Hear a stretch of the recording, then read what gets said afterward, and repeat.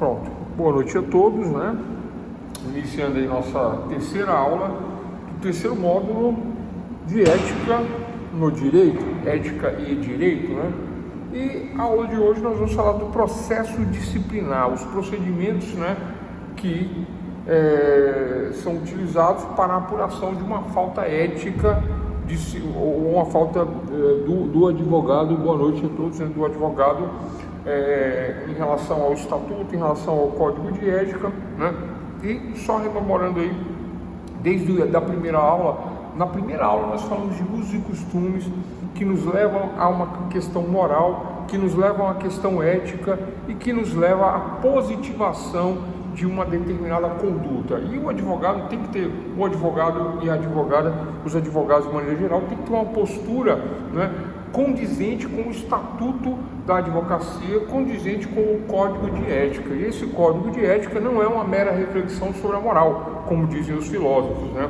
Eles dizem isso para tornar a questão aberta e ilimitada na discussão. É isso, né? Trazendo a cada movimento da sociedade, ou evoluindo, ou modificando, ou regredindo, haveria, portanto, uma mudança, né, do ponto de vista desta reflexão moral sobre a ética. Mas aqui na advocacia, no direito, não existem sim todos esses conceitos, mas nós fechamos a questão com a positivação. Existe um código de ética e nós estamos estudando eles nesse terceiro módulo. Então, olha só, vejam bem, né?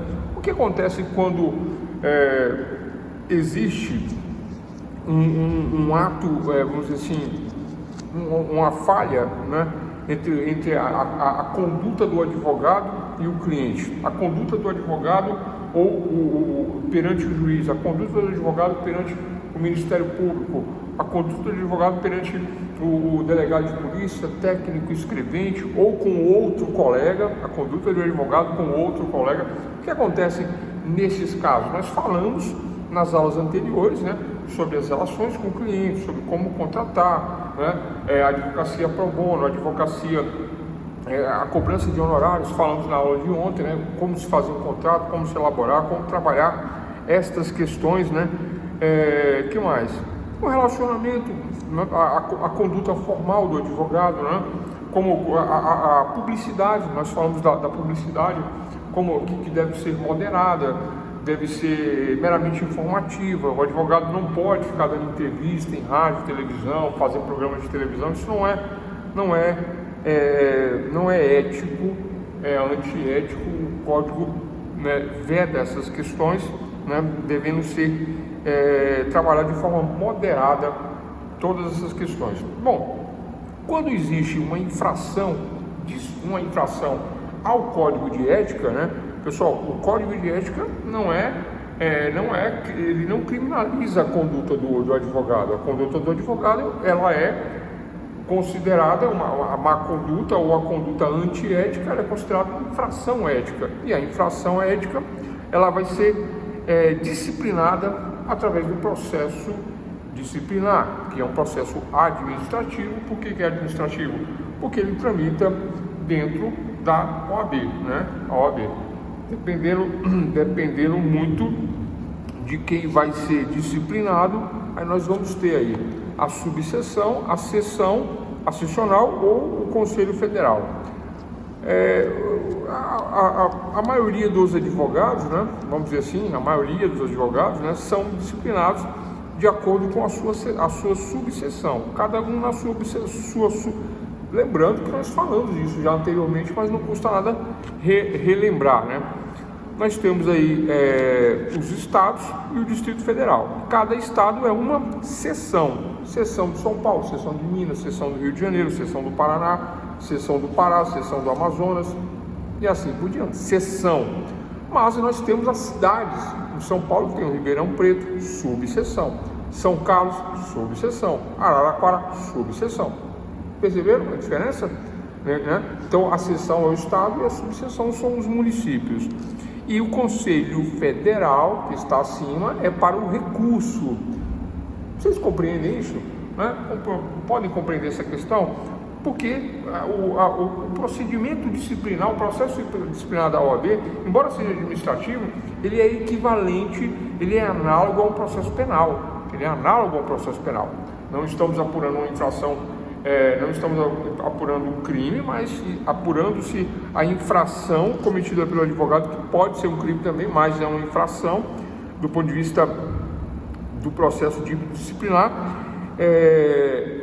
Ele vai punir, vai advertir, vai suspender, vai resolver a questão que envolve o profissional habilitado na Ordem dos Advogados do Brasil. Tranquilo? Vamos lá, né? Como inicia-se esta questão, né? Eu tenho aí, por exemplo, eu posso ter, por exemplo, depois eu vou no exemplo, né? O processo disciplinar, ele instaura-se ou de ofício, tá? Ou mediante representação do interessado. Ou seja, a pessoa que quer representar o advogado, fazer uma representação contra o advogado, a representação é o processo administrativo disciplinar, né? Ela vai juntar documentos relativos a esse tipo de reclamação, vai se dirigir a subsecional competente e levando ele, munida desses documentos pessoais, mais os dados do advogado, vai se instaurar o processo administrativo disciplinar na OAB. O advogado, com a instauração de ofício, né, com a instauração de ofício desse procedimento disciplinar, o que acontece, né? Hoje eu tô com a voz ruim, tá, pessoal? Eu tô sempre me perdoe essa minha falha aí, né? Não tô conseguindo nem falar direito, por isso que tá assim meio, né, estranho, diferente, tá? Boa noite quem tá chegando aí. Então, olha só, então vamos lá. Então, o processo disciplinar ele vai se instaurar de ofício por uma autoridade competente ou mediante a representação do interessado. O interessado normalmente é o cliente. Ele vai na OAB e reclama, junta toda a documentação, os dados dele, os dados do advogado, instaura-se ali um processo e o advogado é notificado para em 15 dias fazer uma defesa. Mas antes desses 15 dias para fazer uma defesa, existe um outro caminho, que é o seguinte: a representação ela vai ser formulada para o presidente da seccional, certo? Então, esse ele diz: senhor presidente da seccional de São Paulo, da seccional de Minas, da seccional do Rio de Janeiro, né? Mas quem recebe isso é a subseção. Então, por exemplo, aqui nós estamos em Planaltina do Distrito Federal. Aqui é ruim dar esse exemplo aqui em relação ao DF, porque o DF é diferente, né? O DF não tem municípios, não tem bairros. O DF ele é diferente, né? Os exemplos que eu posso dar aqui para o DF, quem mora aqui já se atrapalha um pouquinho, atrapalha-se um pouco, né? Confunde-se, mas quem mora em outros estados tem um pouco de dificuldade. Então vamos lá, vamos pegar São Paulo, né? Então quando chega a representação na subseção, por exemplo, de Ribeirão Preto, chega a representação na subseção de Ribeirão Preto. Qual é a subseção? Ribeirão Preto, né? Qual é a seccional? São Paulo. Acima de São Paulo, só a OAB Federal. Ponto, é isso, né? É só isso. Então, a subseção Ribeirão Preto, seccional São Paulo. Subseção Belo Horizonte, seccional Minas Gerais. Então, é esse aspecto. Então, o que acontece? Então, são duas maneiras de se instaurar o processo contra o advogado. A pessoa vai lá e reclama e junta a documentação dizendo qual é o problema. Ou, durante um processo judicial, pode haver uma falha, uma desídia, uma inépcia do advogado, né? E aí a autoridade competente, que é o juiz, vai encaminhar um ofício para a OAB. É isso que quer dizer o artigo 55, que fala dos procedimentos de ética e disciplina. Então, esse artigo 55, que fala do procedimento de ética e disciplina, ele vai dizer que tem dois caminhos. Ou a pessoa vai lá e abre o processo, reclamando, né, por escrito, ou na hora reduz a termo e junta a documentação, ou durante um processo, seja ele qual for, ou a autoridade policial, ou a autoridade sendo juiz ou Ministério Público, irá encaminhar um ofício para a OAB, né, pedindo que se apure a falta ética do advogado. É isso, tranquilo, né? Pronto, desengasguei, estava engasgado. Então, pessoal, é isso, né? Essa representação, ela é formulada primeiro para o presidente da subseção, e esse presidente da subseção vai receber o processo, não é? E vai encaminhar para o presidente da seccional. Vocês compreenderam, né? A pessoa mora em Ribeirão Preto e faz a reclamação para o presidente da subseção, que é Ribeirão Preto. Esse presidente recebe e encaminha para o presidente da seccional, que é São Paulo, e aí vai se apurar a falta ética e disciplinar. A representação deverá conter os seguintes itens, né? Identificação do representante com a sua qualificação civil e endereço. Quem está reclamando tem que se identificar. Número 2, a narração dos fatos que o motivam, de forma que permita verificar a existência em tese de falta disciplinar. Eu vou explicar por que em tese, né? Porque no momento que se faz a reclamação, por mais que ela pareça verídica, por mais que pareça que há uma falta disciplinar, né? O que acontece? Todos os processos, tanto judiciais como administrativos, né? Os cidadãos, sejam eles quais forem, incluindo os advogados, têm o direito à ampla defesa em contraditório, que é um princípio de direito, é um princípio da teoria geral do processo, e é um princípio que é adotado no processo, no procedimento disciplinar da OAB. Então, mediante a esse critério, a representação deverá conter a identificação do representante, a qualificação, o endereço, a narração dos fatos, os motivos, né, que em tese vai se verificar se há ou não infração. Número 3, documentos que eventualmente instruam, né, indicação de outras provas a serem produzidos, por exemplo, como rol de testemunha. Pessoal, tem muita questão em tribunal de ética envolvendo, por exemplo, honorários, né? O cliente fala, principalmente trabalhista, né? O cliente fala assim, né? O advogado cobra 30%. Aí o cliente, depois que ganha, depois que está tudo certo, né? Não foi feito o contrato de honorários, como foi o tema da aula de ontem. Aí o cliente fala, não, doutor, é muito, nossa, deu 100 mil, como é que você vai pegar 30 mil do meu dinheiro, do meu trabalho? Quando na verdade, né, ele só ganhou porque houve uma reclamação trabalhista instruída e orientada, e com ganho e com mérito do advogado. Aí o advogado quer 30 mil, quer 30%, né? Na verdade 33 mil, e aí dá essa discussão, né? Isso que é muito. Não, eu pago 10, pago 5 e tal, isso vai parar no tribunal de ética. Por quê? Porque o advogado recebe na conta dele e ele repassa o dinheiro para o cliente, porque antigamente os advogados eram usurpados aí desse direito aí, trabalhava e não recebia. Agora não, o juiz manda pagar na conta do advogado e o advogado repassa a parte do cliente, não tem mais esse problema. Mas aí o cliente vai reclamar na OAB. E aí, pessoal, procede a reclamação? Depende do contrato, por isso que nós temos que fazer o contrato, tema da aula de ontem, contrato, né? Mas, não havendo contrato, havendo uma contratação tácita, né? Uma conversa entre cliente e advogado, o problema fica no problema da prova. Qual é a prova que eu faço nesse sentido? Aí vem as provas testemunhais, que são levadas no tribunal de ética, semelhante ao processo civil, ao processo penal. Da mesma forma, as testemunhas são ouvidas, né? E essa oitiva destas testemunhas é que poderá validar ou não aquilo que foi avançado entre as partes.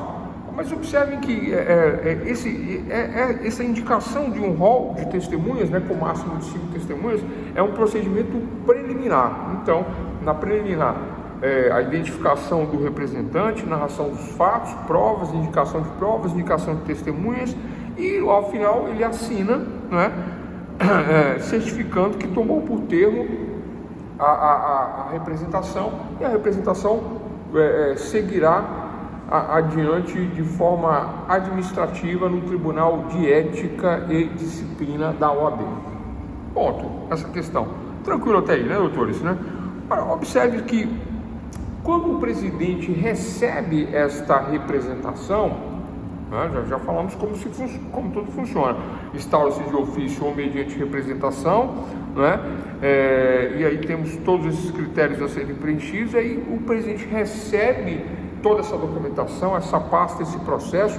Mas olha só, quando ele recebe, atenção, doutores, ele poderá dar prosseguimento ou não. Ele faz uma análise preliminar, e nessa análise vai verificar se realmente há uma infração ética, né? Se realmente procede a queixa, não é queixa, né? A representação daquele que se diz, né, prejudicado. Às vezes, incluindo a autoridade, né, a autoridade judicial, pode querer, né, mediante um ofício, representar o advogado, porque o advogado faltou uma audiência e não justificou a sua ausência, e aí quer penalizar o advogado com multa de até 500 salários mínimos. Vocês sabiam que existe essa multa? Pois é, de até 500 salários mínimos, a multa para o advogado que falta uma audiência, né? É uma multa exagerada, absurda. Inclusive está tendo um projeto de lei agora para mudar isso, né? Para mudar, mas existe isso, né? Então, quando chega no presidente, ele vai avaliar isso, e antes de encaminhar o processo para um relator, para que se realmente vá processar o advogado, né, administrativamente, nesse processo disciplinar, antes que ele encaminhe isso, ele vai verificar se realmente existe essa falta, se existem elementos suficientes para poder fazer a persecução aí contra o advogado. Tranquilo, é semelhante a um processo penal.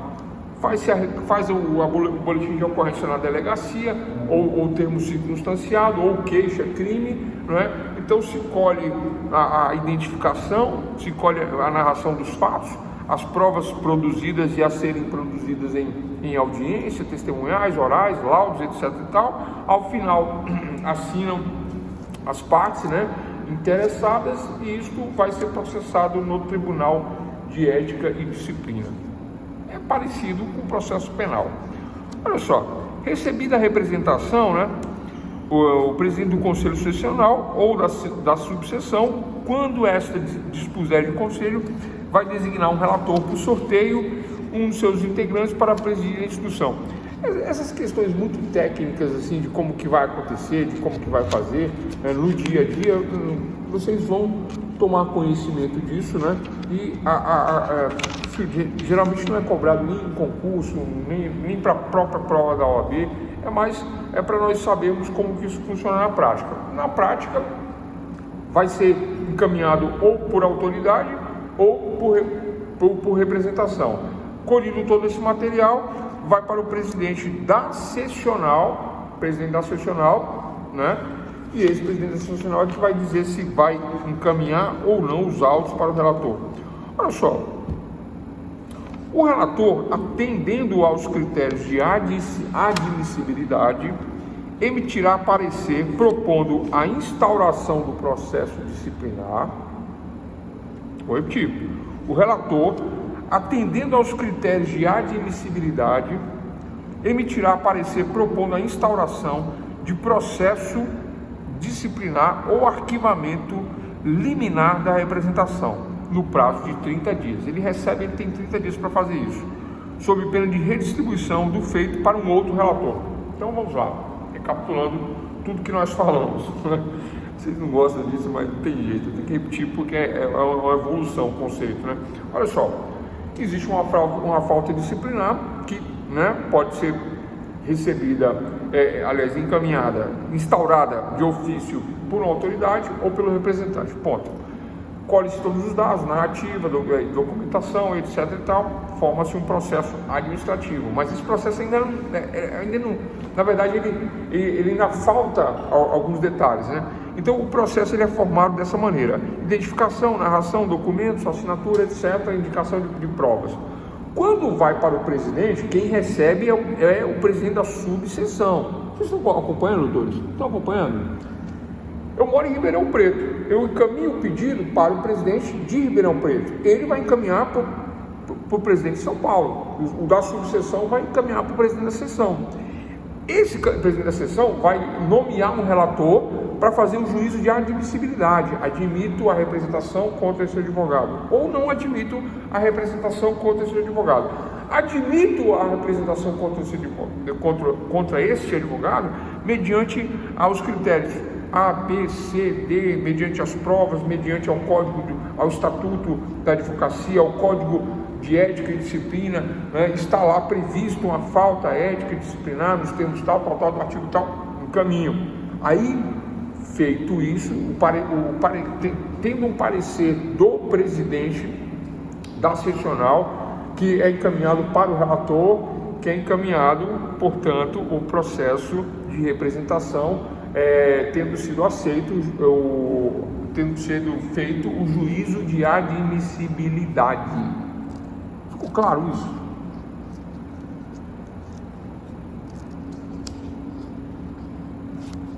O que é juízo de admissibilidade?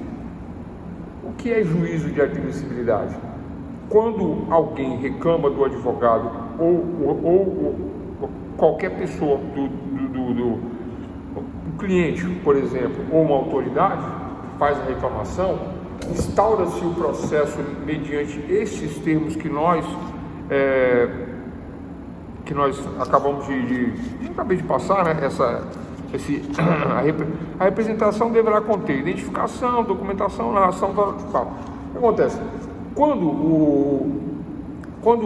Quando chega esse processo, a pastinha lá na mão do relator, ele vai fazer o juízo de admissibilidade para dizer se aquilo realmente pode virar um processo ou não.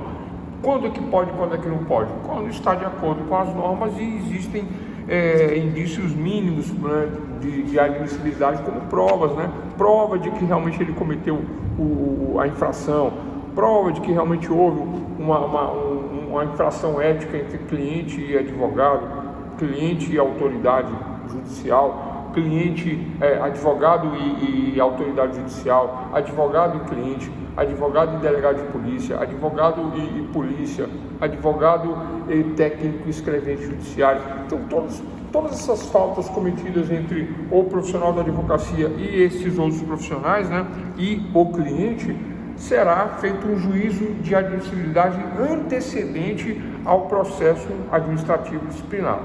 É feito. E aí, dentro desse juízo de admissibilidade, é comum o arquivamento de reclamações infundadas.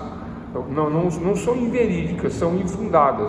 A reclamação contra o advogado, ela não procede do ponto de vista do código de ética. O cliente reclama, diz que combinou 5% de honorários com o advogado, quando na verdade era 20%, era 30%, né?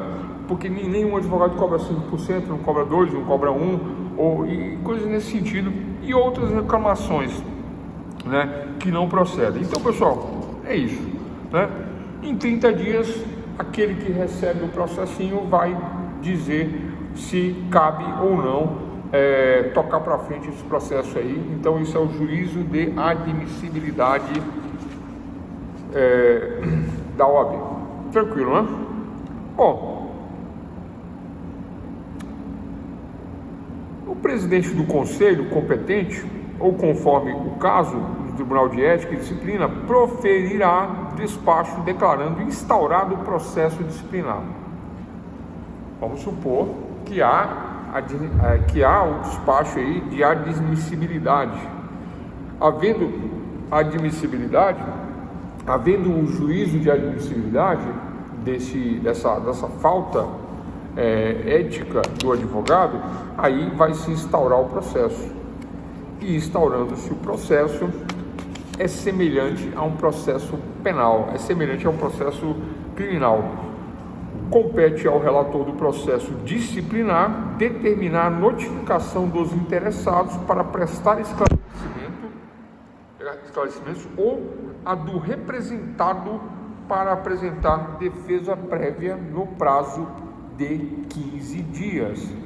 Observe que o processo penal ele tem um prazo de 10 dias para uma defesa prévia, e o processo processo da OAB tem esse padrão de 15 dias. Todos os prazos são 15 dias, né?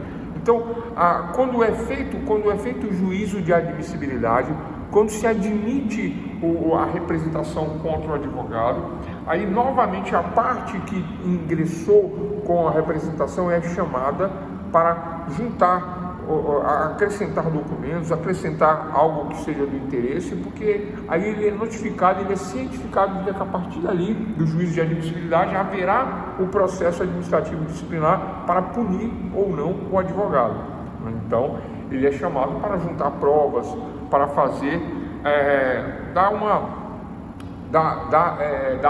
um superdâneo fático processual, fático comprobatório das suas alegações, das suas argumentações contra o advogado. É isso, ele é chamado para em 15 dias fazer isso.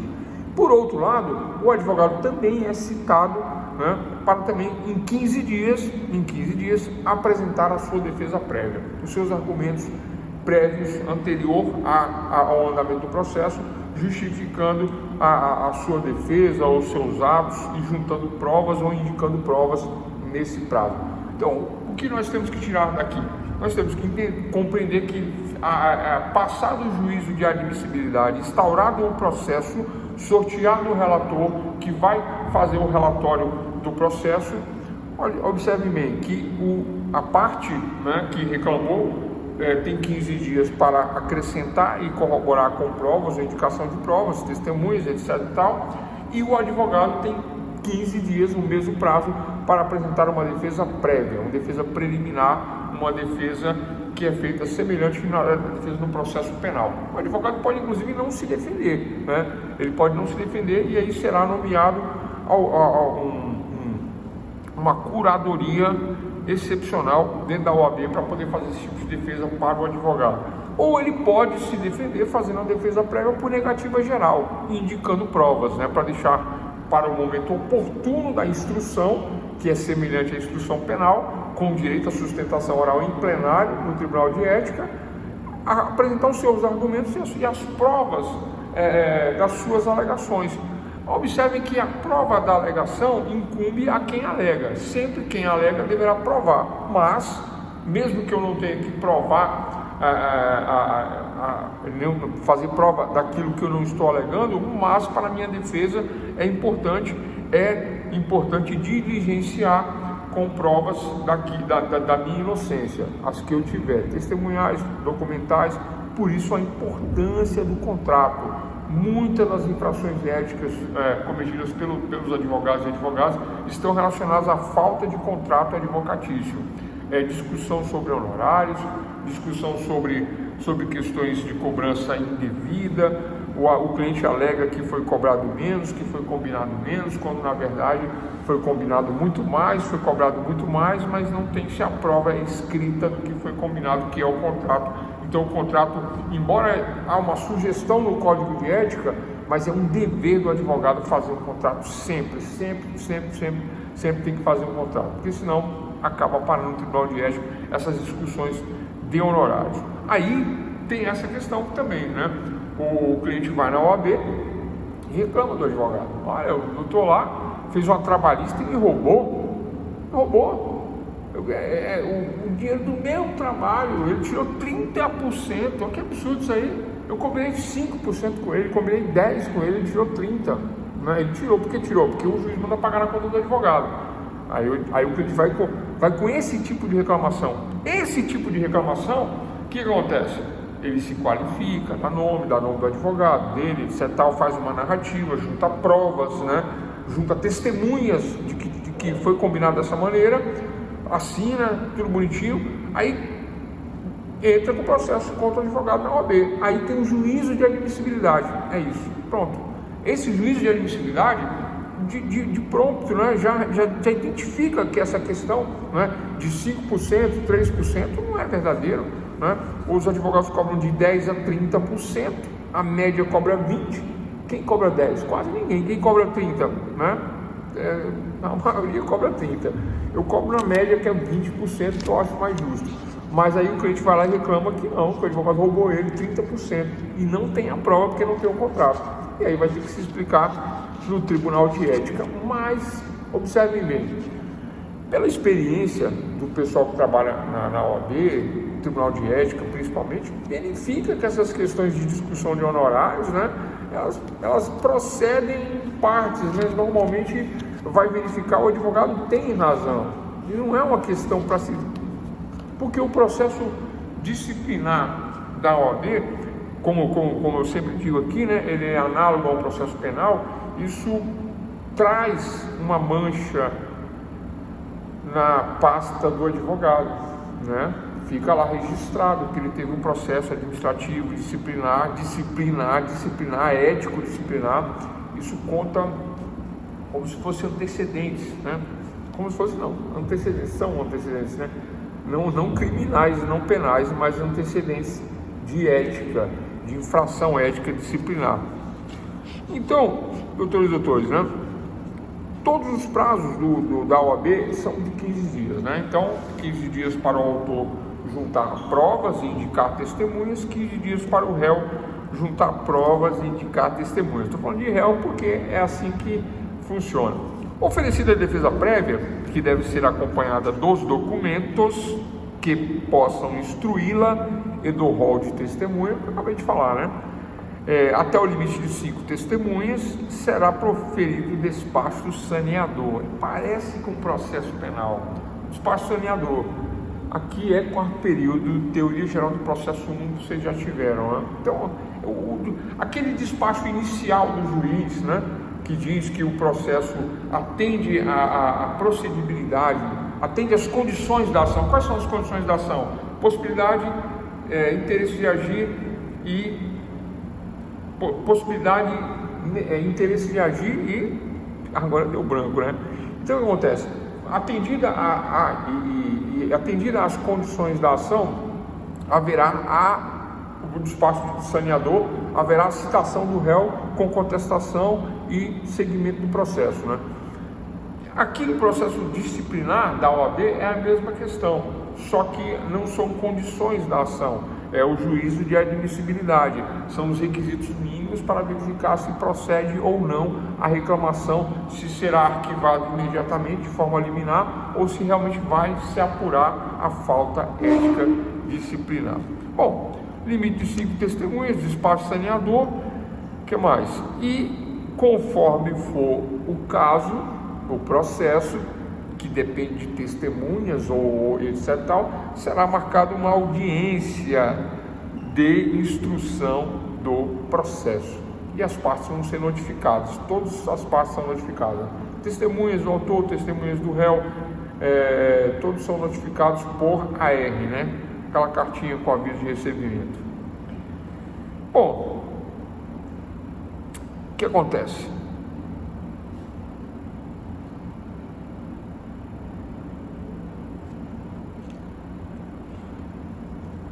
Feito a audiência para oitiva de testemunhas, ouvidas as testemunhas de acusação, ouvidas as testemunhas de defesa, abre-se um novo prazo para alegações finais, né? Que são as razões finais por escrito, dentro do processo disciplinar, que, como eu disse, né, é semelhante a um processo penal.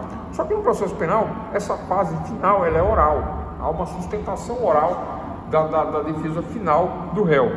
No processo de ética, do Tribunal de Ética e Disciplina, essa fase ela é escrita, tá?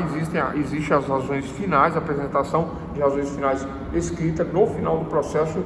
Só que observem só, né? Observem bem essa questão. O representado,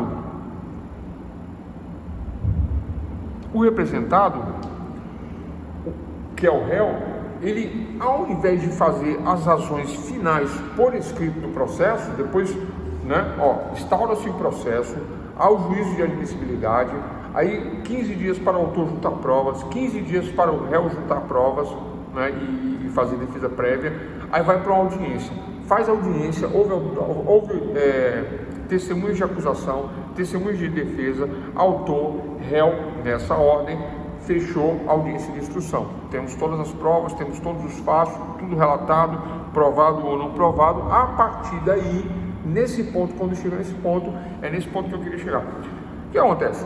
O padrão são razões finais por escrito. Agora o réu se defende por escrito, faz uma defesa, entra no processo de protocolo e pronto, vai para a sentença, vai para o julgamento. Mas, agora aqui no detalhe, esse que é o detalhe que eu queria falar. Quando chega nessa hora,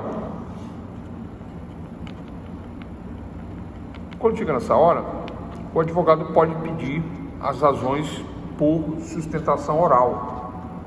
E aí, né, ele vai ser ouvido no Tribunal de Ética e Disciplina. Ele vai ser ouvido no Tribunal de Ética e Disciplina em sustentação oral. Então ele vai, ou ele pode contratar um advogado para fazer essa sustentação oral para ele. E o que é a sustentação oral? A sustentação oral é sustentar oralmente os argumentos da defesa que, ao invés de ser por escrito, expresso, é em sustentação oral. Qual é a vantagem da sustentação oral? A vantagem é o olho no olho, a vantagem é o tom da forma que se fala, da forma como que se argumenta. A fala convence muito mais do que a escrita, principalmente quem tem o dom da oratória, consegue convencer de uma forma melhor. É mais fácil organizar as ideias, é mais fácil organizar os argumentos, dividir os argumentos, explicar melhor os fatos e as provas do ponto de vista da fala, da sustentação oral. Eu só vejo vantagens nessa questão da sustentação oral. Essa sustentação oral, pessoal, ela é feita por 15 minutos, tá? Pelo representante. Quem é o representante? É o que processou o advogado. E 15 minutos depois para o advogado fazer a sua sustentação oral, a sua defesa oral perante ao Tribunal de Ética e Disciplina. Tranquilo?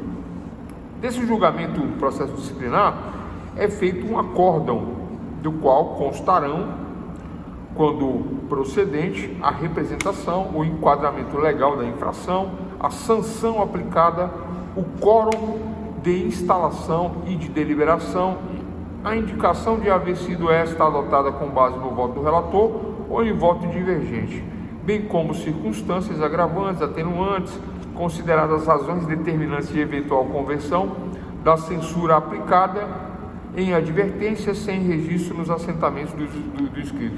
Olha só, isso daqui, eu li aqui o artigo 61 do procedimento, né? Só para dizer aquilo que eu já tinha dito anteriormente, que é semelhante ao processo penal. Vai ser verificado os antecedentes, se o advogado tem outra infração penal, se ele já cometeu outras infrações penais, vai ser verificado atenuantes, agravantes, qual a contribuição dele dentro da OAB, vai verificar se ele tem as mensalidades em dia, vai verificar se ele tem entreveiros com colegas, com juízes, com magistrados, vai verificar a conduta dele, vai verificar o tempo também de inscrição na ordem. Isso conta, viu? Isso conta. Eu tenho 20 anos de inscrição na ordem, 20 anos. 20 anos de inscrição da ordem, dificilmente se expulsa um advogado que tem 20 anos de inscrição na ordem, é muito difícil, né? Tem que ser uma coisa muito absurda para poder expulsar. Vocês entendem isso, né? Mas e qual a diferença do mais novo para o mais velho? Se eu fiquei 20 anos sem cometer um deslize, uma infração, e eu venho cometer um deslize, uma infração agora, vamos verificar, vamos apurar por que chegou nesse ponto, o que aconteceu, né? Então, isso tudo é considerado no julgamento. O julgamento do processo disciplinar, indicação de, vamos lá, com base em circunstâncias agravantes, atenuantes, consideradas razões determinantes de eventual conversão. Às vezes a sanção era para ser uma sanção mais rigorosa, mas aí considera que o advogado tem 20 anos de advocacia e nunca, o cara não tem nem multa de trânsito, não tem multa de trânsito, não tem nome sujo, não tem nada na vida dele, e ele nunca cometeu infração ética, mas aí passou pelo juiz de admissibilidade, virou um processo administrativo disciplinar e chega lá na sentença e o advogado vai ainda faz a sustentação oral, ainda levanta essas questões. Aí os outros advogados ficam olhando, realmente, né? O que aconteceu? Que dessa vez você errou, né? Isso tudo é considerado. E pode, nessa consideração, ser convertida a censura, a advertência ou a penalidade que for, pode ser convertida em uma simples advertência sem registro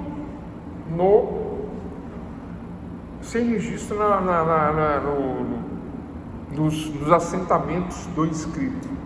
O que é isso? Né? Eu estou sendo processado, aí eu tomo uma advertência, que é o final do processo, eu tomei uma advertência, mas isso não vai constar no meu registro. Não vai constar nem que eu tenho um processo, né, que eu fui processado.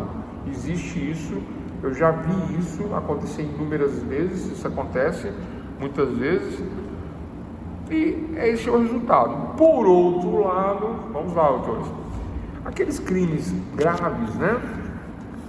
O advogado mata a mulher, né? Vou dar os exemplos mais chocantes para a gente fechar. Teve um caso aí aqui foi em Brasília, né? Houve uma discussão entre um advogado e uma advogada na rua, discussão de trânsito. Aí ele perseguiu ela até a casa dela. Aqui isso aconteceu em Brasília. Advogado perseguiu ela até discussão de trânsito, ele perseguiu ela até a casa dela. Chegando na frente da casa dela, saiu o marido dela e fecharam o carro do advogado desse que perseguiu ela. Fecharam o carro dele para ele não sair. O que ele fez? Ele passou em cima da advogada, ele atropelou ela. E aí, pessoal? Aí fica difícil, né? Fica difícil. O que acontece nesse caso? Quem que vai agir aí? Quem vai agir aí é a delegacia de polícia, o delegado de polícia, né? Vai apurar o crime, né, de tentativa de homicídio. A mulher não morreu, ainda bem que ela não morreu, mas ela ficou gravemente ferida e foi internada, né? Mas ela não morreu. Tentativa de homicídio. Esse é o crime que mancha a advocacia, porque na televisão não parava de falar o advogado, né, atropelou a advogada, uma tentativa de homicídio numa discussão de trânsito. O que a sociedade fica pensando sobre esse tipo de profissional? Atenção, o problema não é a profissão, o problema somos nós, seres humanos, né, que erramos, né? E nesse caso o cara errou feio, né? Mas aí esse tipo de comportamento não é admitido na ordem dos advogados. Bom, ele foi tratado como criminoso, porque agiu criminosamente pelo delegado de polícia, pela polícia, foi para a audiência de custódia, não saiu, né? Continuou detido, continuou preso, está respondendo, e óbvio, o que acontece nesse caso? Instaura-se o processo administrativo disciplinar de ofício, lembra? No comecinho da aula, de ofício, né? Eu peço até desculpa, eu tô sem voz aqui, eu tô ruim para falar hoje, né? Aí eu fico gaguejando e tudo, né? Meio estranho. Então o que acontece? Então instaura-se o processo administrativo de ofício. Quem é que pede para instaurar o processo contra o advogado na OAB? O delegado. Mas ele não está preocupado com essa questão da OAB, o delegado. Ele está preocupado em punir o criminoso. Então ele faz o processo penal, né, o boletim de ocorrência, faz a prisão preventiva, prisão em flagrante. Foi em flagrante?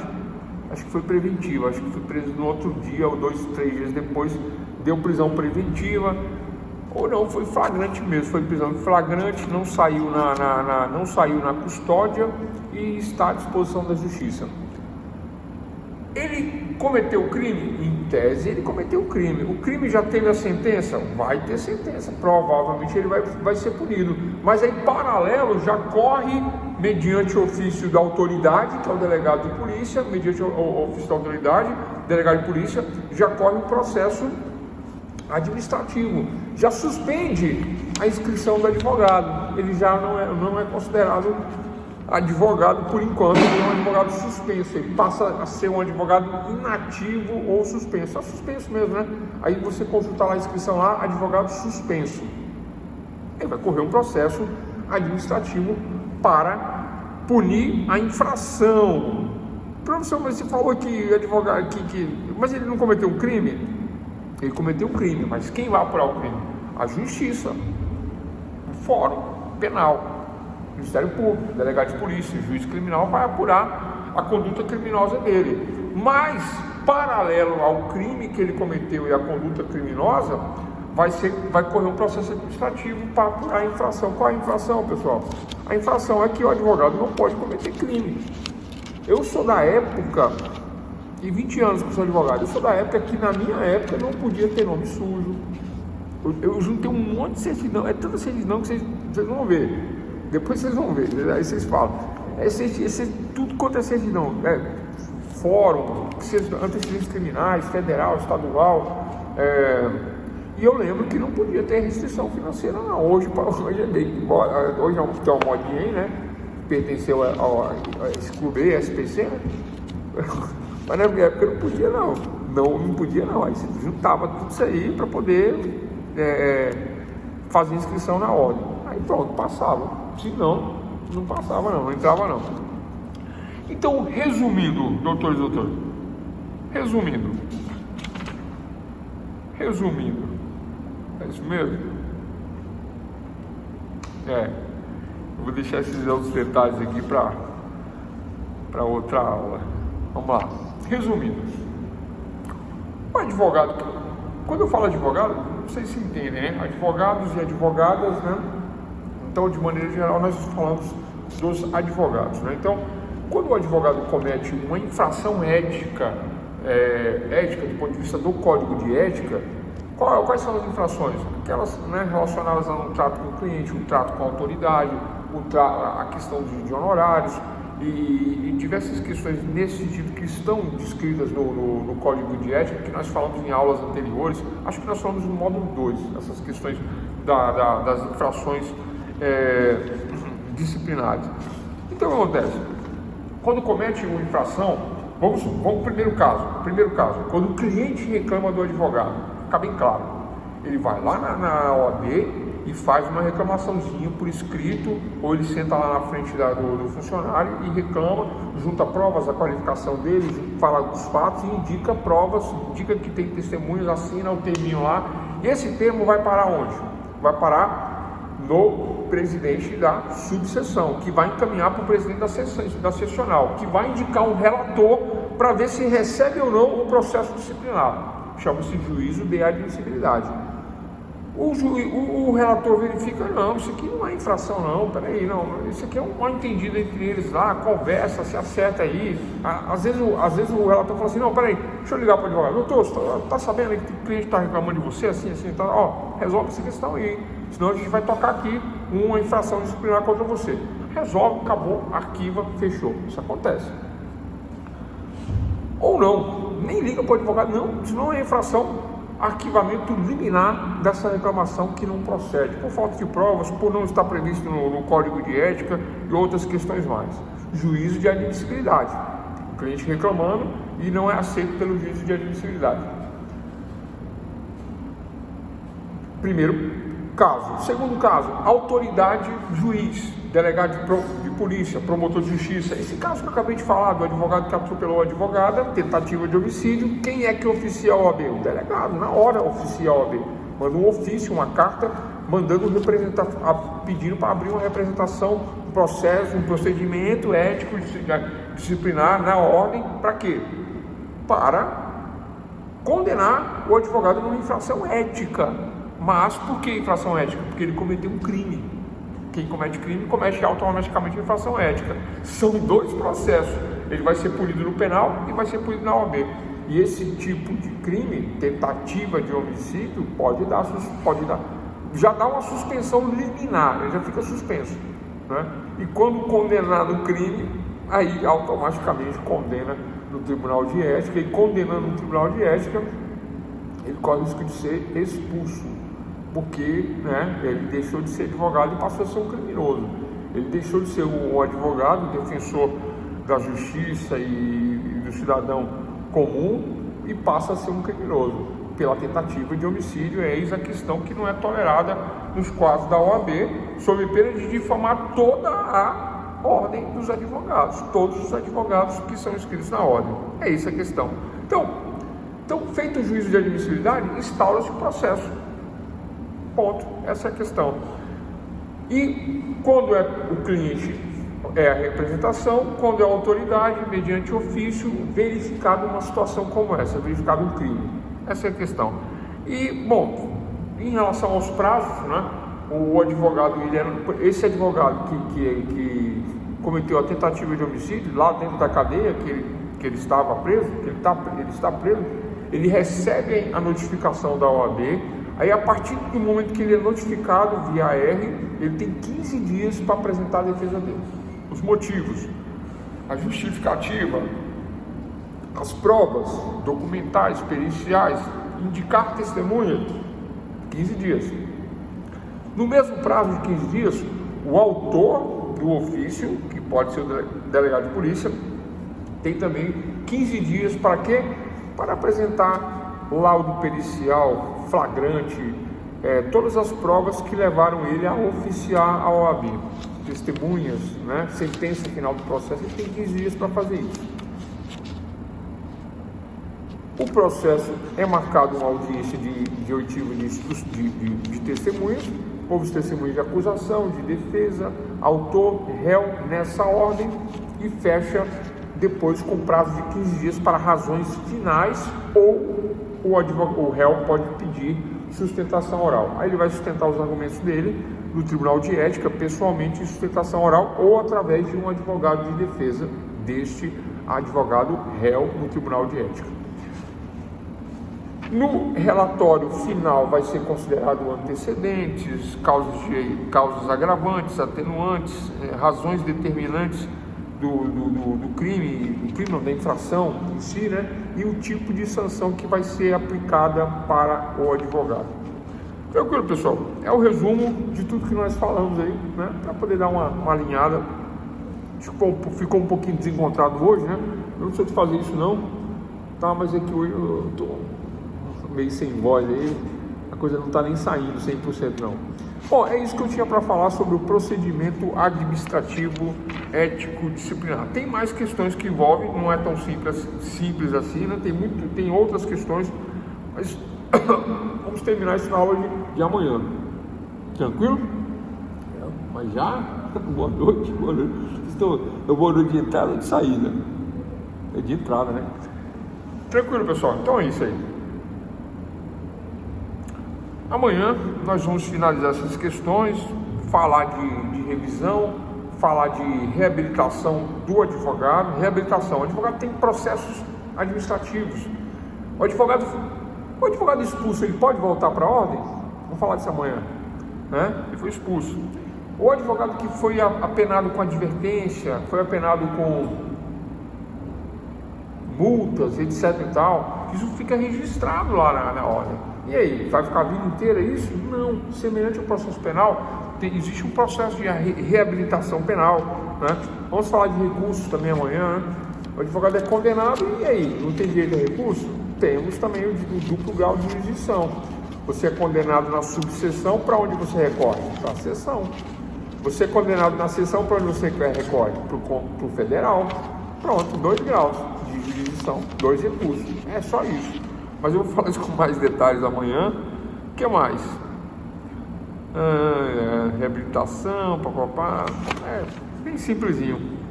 Tranquilo? Então, se não tivermos perguntas,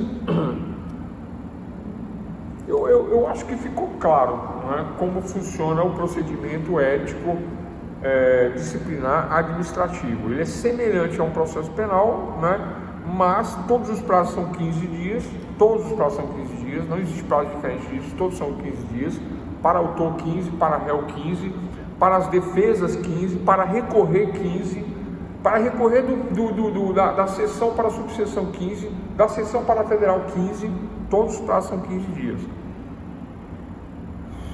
O que mais?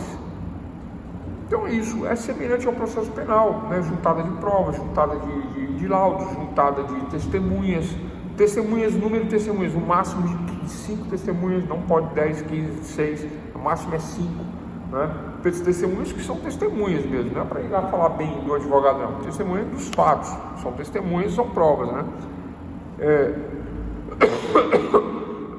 E o que é apurado no procedimento ético administrativo disciplinar? São apuradas infrações éticas que estão no Código de Ética. E quem comete um crime, comete uma infração ética, é automático. O advogado criminoso não é advogado, ele é um criminoso, ele deixa de ser advogado e por conta do crime cometido e vai ser apenado no Tribunal de Ética e Disciplina da Ordem dos Advogados. É isso, pessoal. Desculpa aí qualquer coisa aí. Amanhã eu vou dar uma alinhada nessas questões de hoje e nós vamos falar de recursos, revisão, reabilitação e algum detalhezinho ou outro que ficou faltando na aula de hoje.